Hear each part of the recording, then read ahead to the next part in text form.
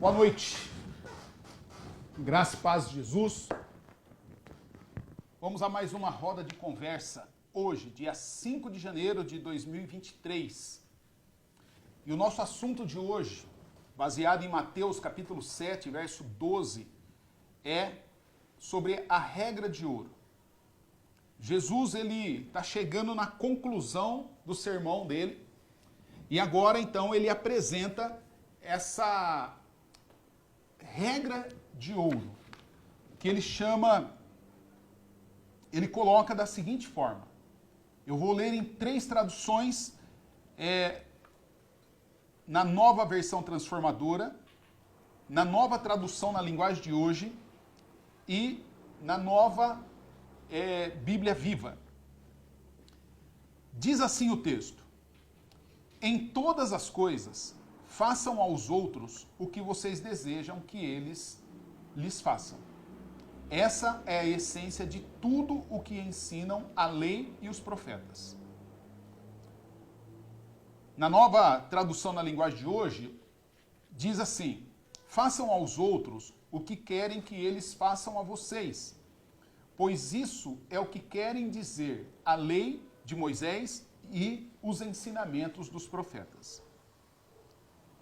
E na nova Bíblia Viva, diz: façam aos outros aquilo que vocês querem que eles façam a vocês.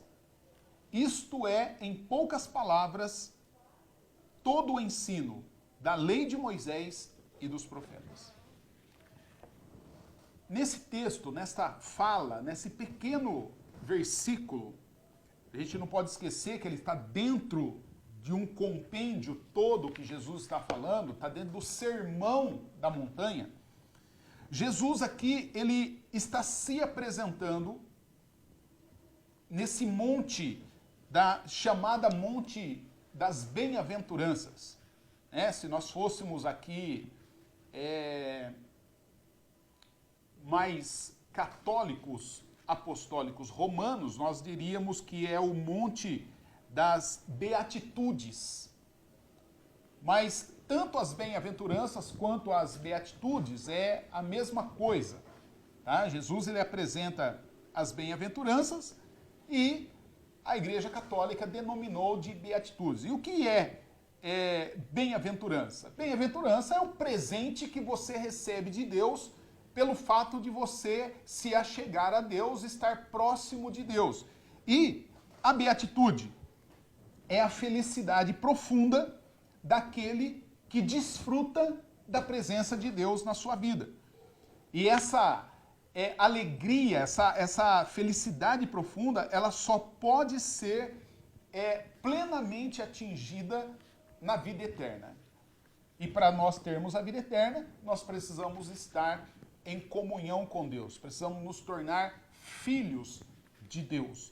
E filhos de Deus só se torna por adoção. Então, de qualquer forma, Jesus aqui, ele está se apresentando aos seus discípulos ali da mesma forma que Moisés se apresentou ao povo que ele estava liderando lá no Monte Sinai. E como é que Moisés se apresentou e como é que Jesus está se apresentando? Moisés se apresentou como um comentarista da lei. Ele subiu ao monte, recebeu a lei, Deus entregou a lei, as tábuas da lei, ele vem, apresenta a lei ao povo, comenta aquela lei e ele interpreta a lei. E aí então nós vamos ter Êxodo, Levítico, Números, Deuteronômio, o Moisés interpretando essa lei para que o povo possa então seguir a Deus. E Jesus, ele faz a mesma coisa. Quando ele senta ali, não sabemos se estava sentado ou em pé, mas quando ele começa a ensinar esse texto que ele está ensinando no Sermão da Montanha, ou no Monte das Bem-aventuranças, Jesus, ele comenta a lei, ele apresenta, ele comenta, e aí então também ele interpreta a lei. Principalmente quando ele diz, olha, vocês ouviram o que foi dito, e eu, porém, lhes digo. Jesus está dando a interpretação dele.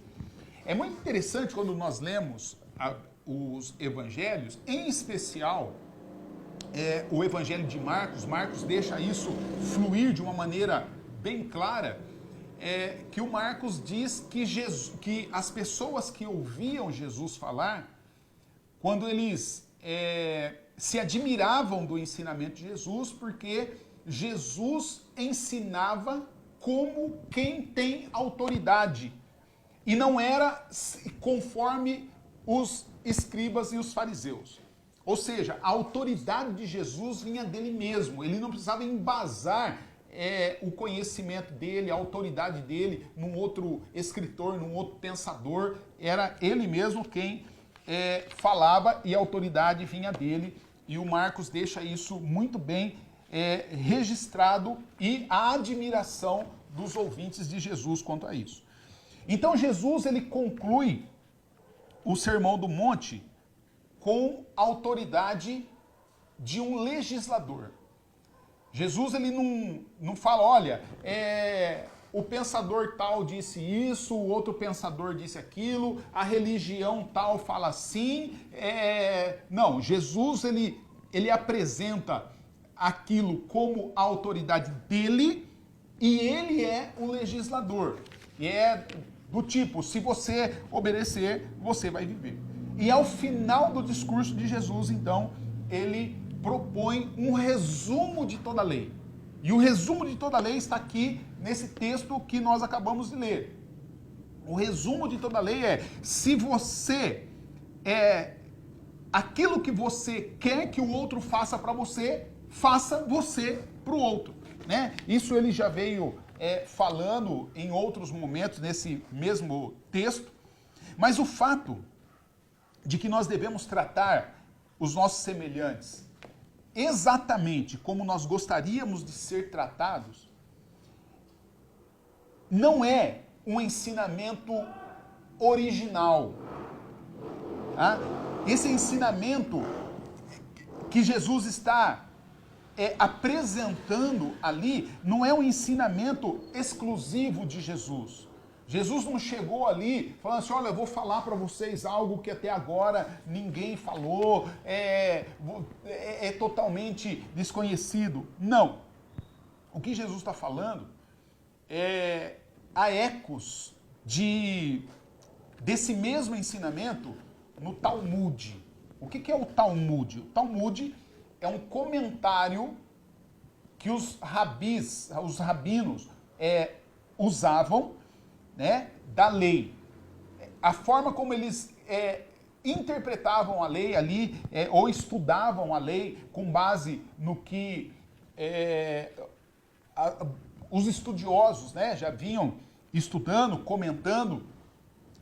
Assim como hoje nós vamos estudar a Bíblia, nós pegamos comentários para saber aí o que nós vamos, que linha que nós vamos seguir e que linha que nós vamos dar a interpretação do texto. Assim também era. E na maior parte das grandes tradições espirituais, porque nós não podemos esquecer jamais que o homem é um ser espiritual tendo uma experiência física, ou uma experiência corpórea, ou uma experiência natural.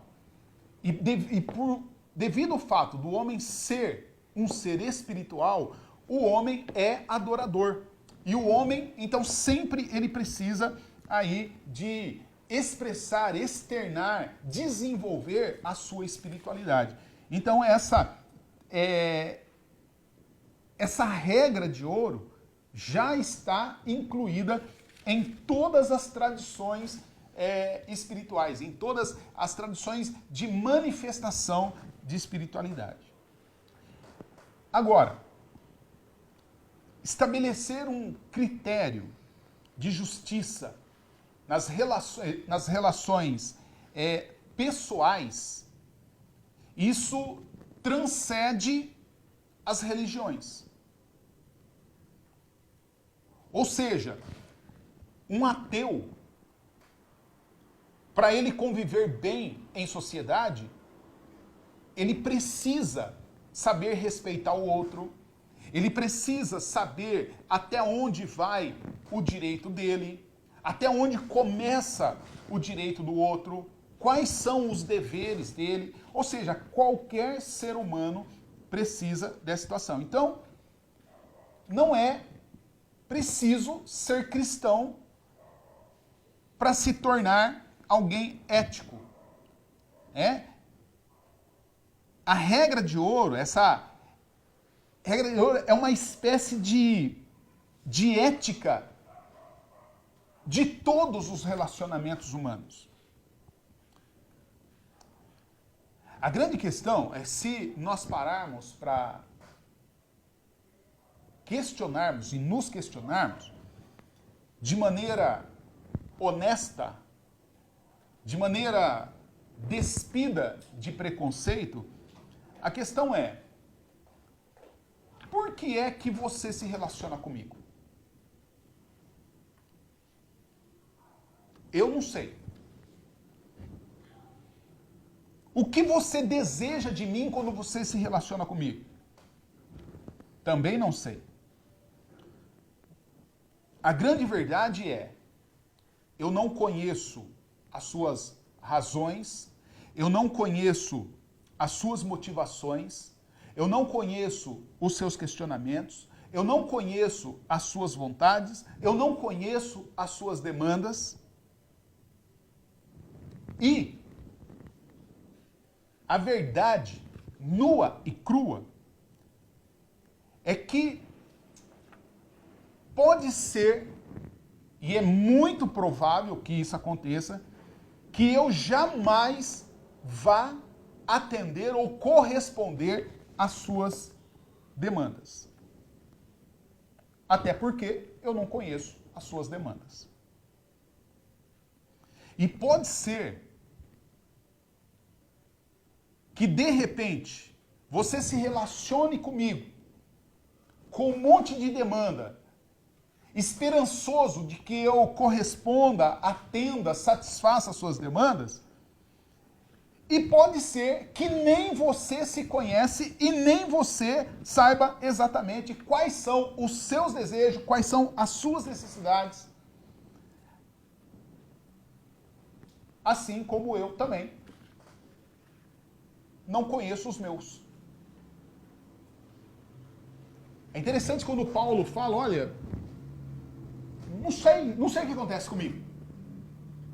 Eu não sei por que o bem que eu quero fazer, eu não consigo fazer. Eu não sei por que o mal que eu detesto fazer e não quero fazer, esse eu faço. Ele fala, eu não sei. Então, a mesma coisa acontece comigo. Na melhor das hipóteses, algumas vezes, eu, você, todas as pessoas do nosso convívio, ou todo mundo, na melhor das hipóteses, algumas vezes nós temos assim, uma vaga e traiçoeira intuição a respeito daquilo que nós realmente queremos da vida. E isso pode mudar. Hoje eu posso querer algo, amanhã, depois acontece algo que aquilo que eu queria hoje já não tem menor sentido, a demanda já mudou, eu preciso de outra coisa, eu vou querer outra coisa, e já mudou o foco, mudou o objetivo, mudou a meta. Então, se nem eu e nem você conhecemos os nossos desejos, então o que nos resta? O que nos resta enquanto nós nos relacionamos? Não vale dizer parar de relacionar, nós precisamos continuar a nos relacionar. Deus é relacional, Jesus é relacional, Ele nos chamou para um relacionamento, e Jesus diz que o nosso relacionamento com Ele só é efetivo e eficaz quando nós nos relacionamos com o outro. Então, não tem como a gente deixar de nos relacionar. Então, o que nos resta? Só nos resta tratar e cuidar para que tenhamos o cuidado. É isso que Jesus está nos ensinando. Para que tenhamos o cuidado de eu tratar você do modo como eu gostaria de ser tratado. E você me tratar do jeito que você gostaria de ser tratado. Eu lembro que quando eu era criança, eu tinha um senhor que passava na rua da minha casa. Naquela época, a gente falava que ele passava catando papelão, né? Hoje, falar que alguém cata papelão é feio, né? Então, hoje ele cata reciclável. Mas naquela época, ele catava papelão. E ele tinha um carrinho. E ele era catador de papelão. Aí uma letra muito feia, assim, um garrancho. Mas eu lembro do carrinho dele, e na frente do carrinho dele, assim, uma placa, estava escrito assim: Deus devolva para você em dobro aquilo que você me deseja. E eu morria de medo daquilo, porque eu falava, né? Porque eu não gostava dele. Então eu ficava assim, pensando, o que eu poderia desejar para ele, né? E para Deus me devolver em dobro, né? Então eu ficava ali, eu tinha medo dele, porque, né, se Deus me desse em dobro, então era complicado aquilo, para mim. Mas Jesus está falando praticamente isso. Ele não está falando em dobro, mas ele está falando da mesma intensidade. Aquilo que você deseja e faz para o outro é realmente, não é que Deus te devolva, não, você vai receber. É natural. É algo que não vai ter um envolvimento divino, faz parte da vida, faz parte do relacionamento. É mais ou menos aquilo que Paulo falou aos Gálatas. Aquilo que você plantar, você vai colher. E é interessante que Jesus está falando, toda a Bíblia se resume nisso. Faça, não é deseje, é faça para o outro aquilo que você quer que o outro faça por você. É pragmatismo, é coisa prática. Então, nós vamos lembrar que antes dessa conclusão, Jesus, alguns versos atrás, Jesus já nos tinha alertado que quando nós estabelecermos julgamentos contra as pessoas, Jesus falou, esse julgamento vai voltar contra você. Então, Jesus começa o capítulo 7 dizendo assim, não julgue para você não ser julgado. Porque com a mesma medida que você julgar os outros vai julgar você também. Né?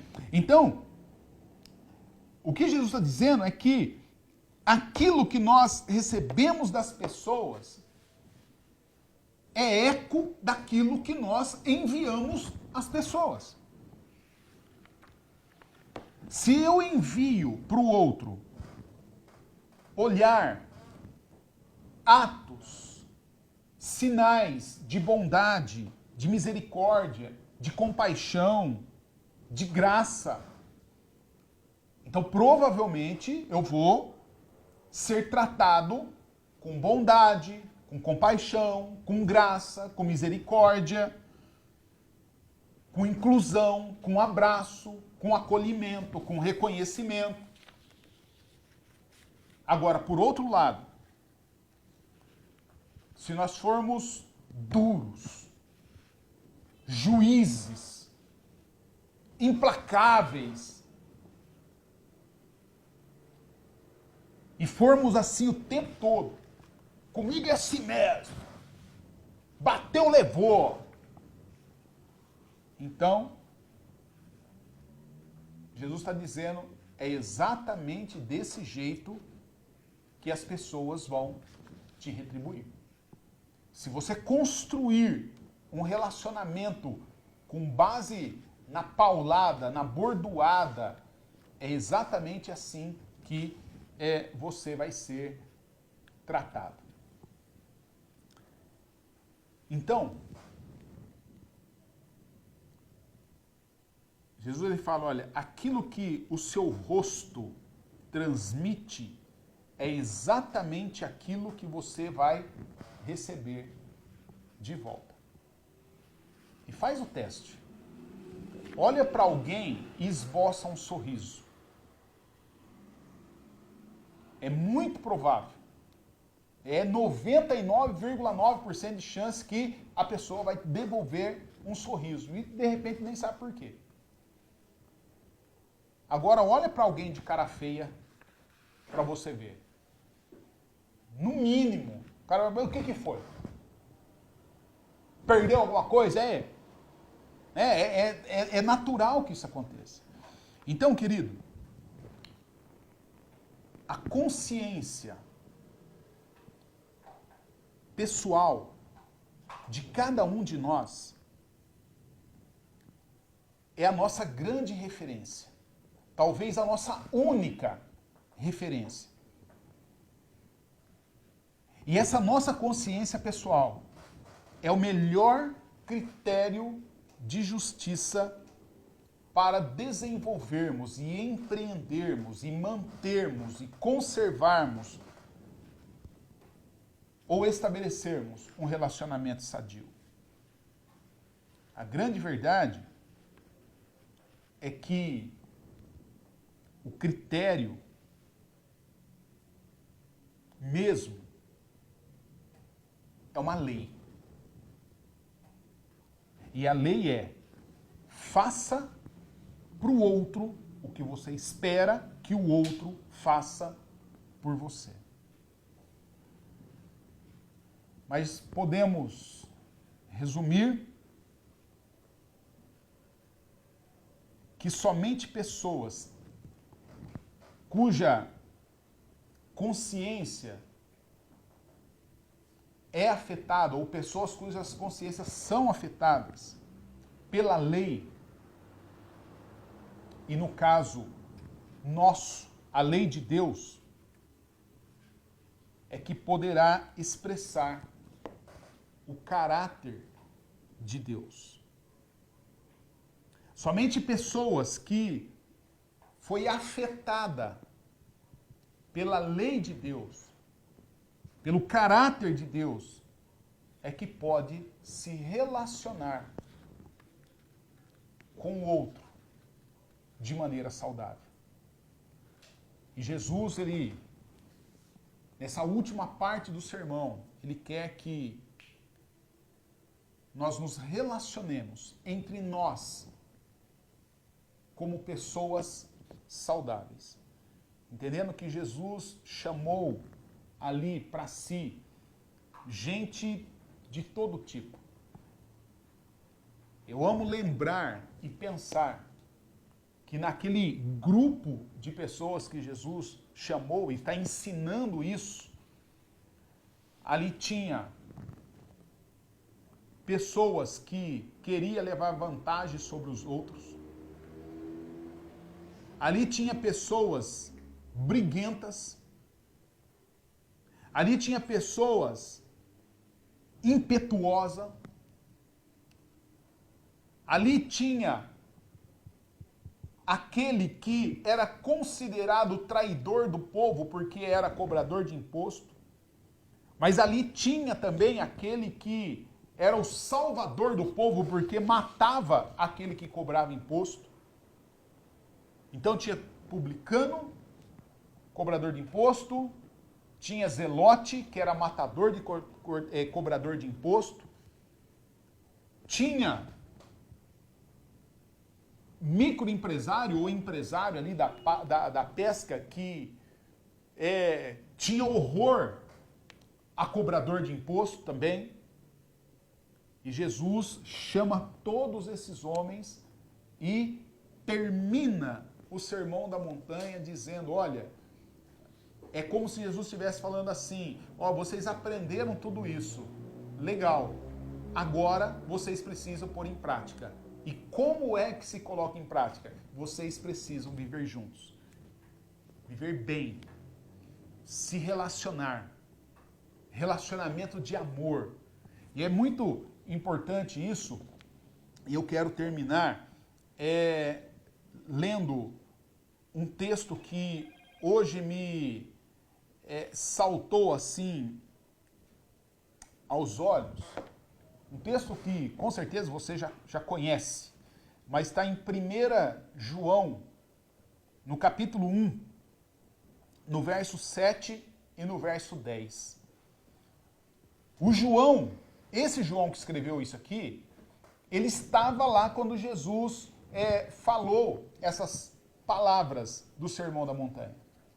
É interessante que esse João, pouco tempo depois, ou ele se esqueceu do que Jesus falou, ou ele ainda não tinha caído a ficha, ele pede para Jesus autorização para ele e o irmão dele orar a Deus para que Deus derrubasse fogo e enxofre do céu para matar todos os samaritanos para eles poderem passar e não desviar pela montanha. E aí Deus falou, não, pera aí, vamos desviar, né? Mais para frente ainda, esse mesmo João e o irmão dele, eles aparecem lá, vão encontrar com Jesus, a parte dos outros 10, e fazem um pedido para Jesus. Jesus, nós já sacamos, você é rei, você tem um reino, no reino tem trono tem 2 lados, então quando você entrar no teu reino, sentar no teu trono, olha, coloca eu à minha direita, o meu irmão à sua esquerda, e o Senhor vai reinar e nós vamos reinar com o Senhor. E do tipo assim, os outros 10 que seja plebeus lá no seu reino.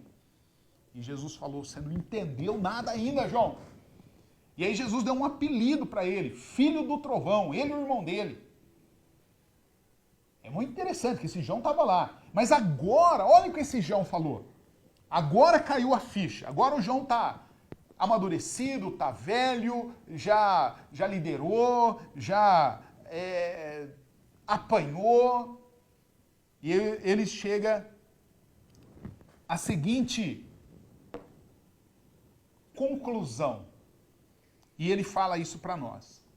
Ele fala assim, esta é a mensagem que nós ouvimos dele. Dele quem? De Jesus. Ele fala, nós ouvimos e agora nós transmitimos a vocês. A mensagem é, Deus é luz e nele não tem escuridão alguma. Portanto, se nós afirmarmos que temos comunhão com ele, que temos comunhão com Jesus, mas vivemos na escuridão, então nós somos mentirosos e não praticamos a verdade. Ele fala, mas se nós vivemos na luz, como Deus está na luz, então nós temos comunhão uns com os outros.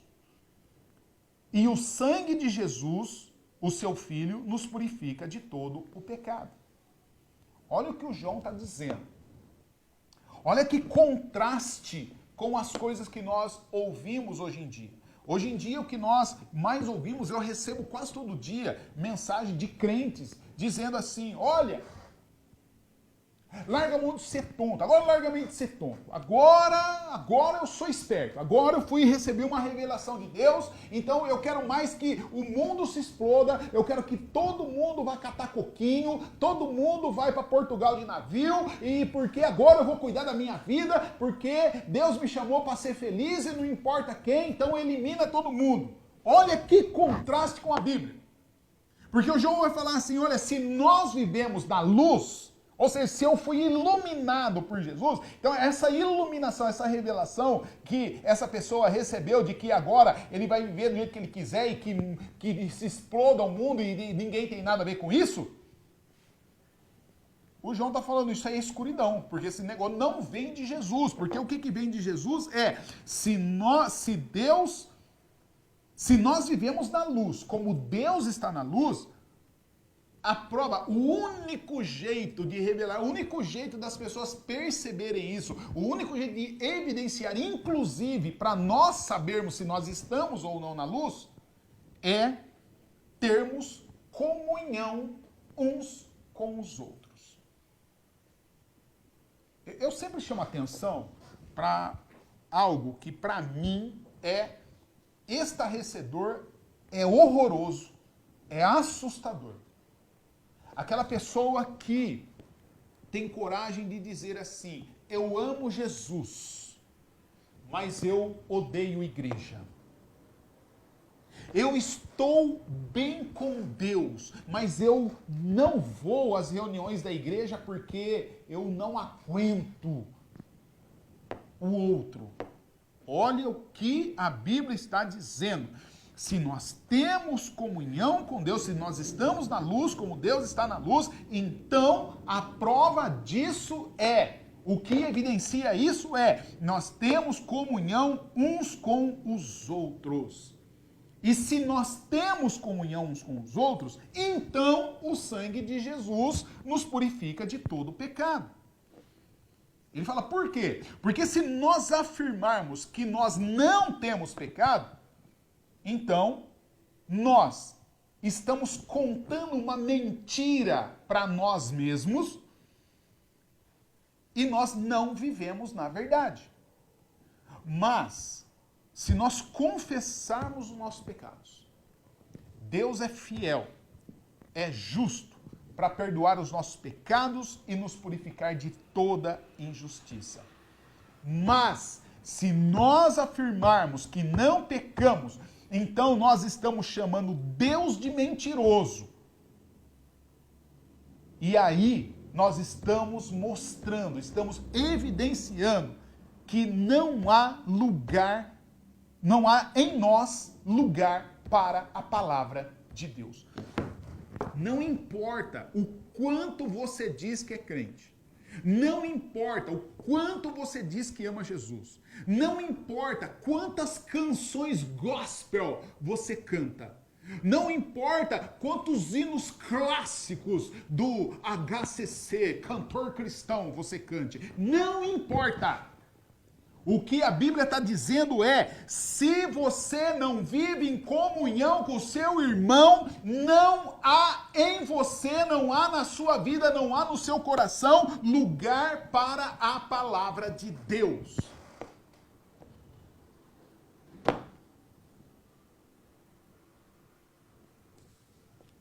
Queridos, Jesus está dizendo, somente pessoas cujas consciências são ou foram afetadas pela lei de Deus é que vão expressar o caráter de Deus. Relacionamento, comunhão, vida na vida. E só pessoas assim é que podem se relacionar de maneira justa, de maneira honesta, de maneira agradável, de maneira saudável. E isso para a alegria pessoal, para a alegria de quem se relaciona com ele, para a honra e glória de Jesus e para a edificação da igreja de Jesus. Que Deus te abençoe, em nome de Jesus. Amém?